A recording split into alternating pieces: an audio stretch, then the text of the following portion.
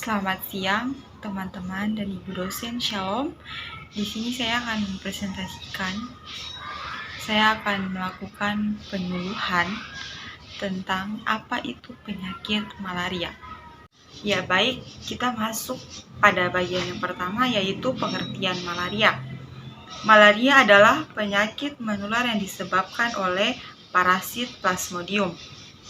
Penyakit ini menyebar lewat gigitan nyamuk yang terinfeksi dengan parasit.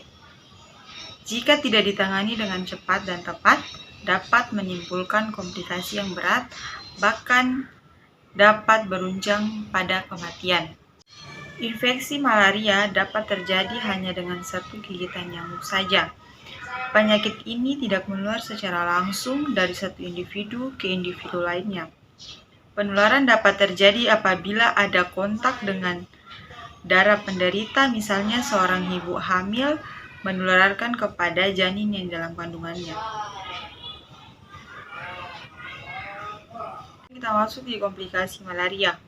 Malaria adalah penyakit serius yang bisa berakibat fatal apabila tidak segera didiagnosis dan ditangani.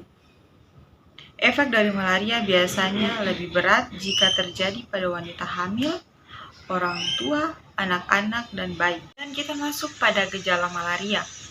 Gejala malaria paling cepat muncul sekitar 1 minggu setelah ada gigitan nyamuk Anopheles yang terinfeksi. Umumnya, masa inkubasi waktu antara gigitan nyamuk malaria dan dimulainya gejala berlangsung 7-18 hari. Lamanya masa inkubasi tergantung jenis parasit yang menginfeksi. Bahkan ada kasus malaria yang gejalanya baru muncul setahun setelah terinfeksi. Gejala yang timbul seringkali dan sulit didefinisikan sebagai malaria kecuali dilakukan pemeriksaan darah. Beberapa gejala yang mirip dengan gejala flu, yaitu yang pertama demam tinggi, sakit kepala, berkeringat, menggigil, dan muntah-muntah. Pada beberapa jenis malaria, demam muncul setiap 48 jam. Ketika suhu tubuh sedang turun, Anda akan merasa kedinginan dan menggigil.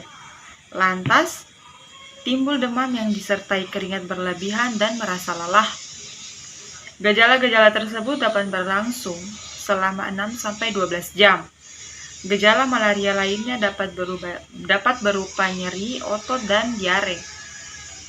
Kasus malaria paling berbahaya disebabkan oleh parasit Plasmodium.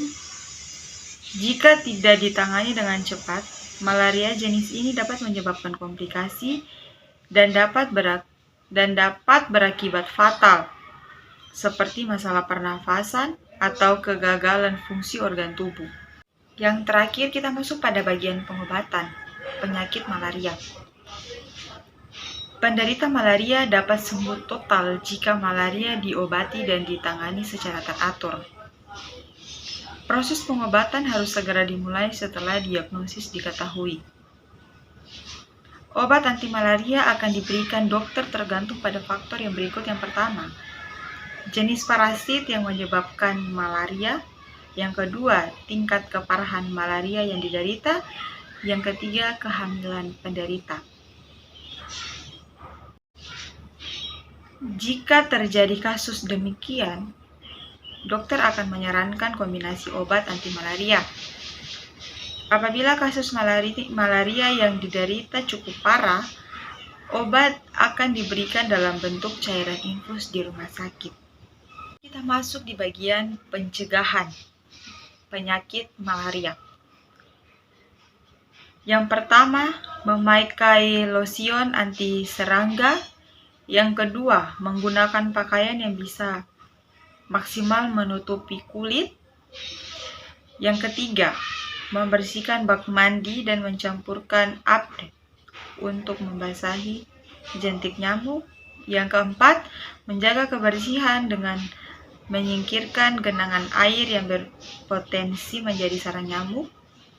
Kemudian memakai kelambu di kamar tidur, memasang jaring penutup pintu dan jendela, memakai obat nyamuk secara teratur. Kemudian kita masuk di bagian penyebab dari malaria. Malaria disebabkan oleh parasit Plasmodium. Parasit ini ditularkan ke manusia melalui gigitan nyamuk Anopheles betina yang terinfeksi. Ada banyak jenis Plasmodium, tetapi hanya 5 yang dapat menyebabkan infeksi di tubuh manusia. Nyamuk ini biasanya menggigit manusia pada malam hari. Ketika nyamuk yang terinfeksi menggigit manusia, parasit masuk ke tubuh melalui aliran darah. Dari 5 jenis parasit Plasmodium yang dapat menginfeksi manusia, kasus yang paling banyak ditemukan di Indonesia hanya 2 jenis, yaitu Plasmodium falciparum dan Plasmodium vivax. Plasmodium falciparum ini adalah penyebab malaria paling umum dan menempati urutan pertama sebagai penyebab kematian yang diakibatkan oleh manusia. Yang kedua, Plasmodium vivax. Parasit ini menimbulkan gejala yang sedikit lebih ringan daripada malaria yang disebabkan Plasmodium falciparum.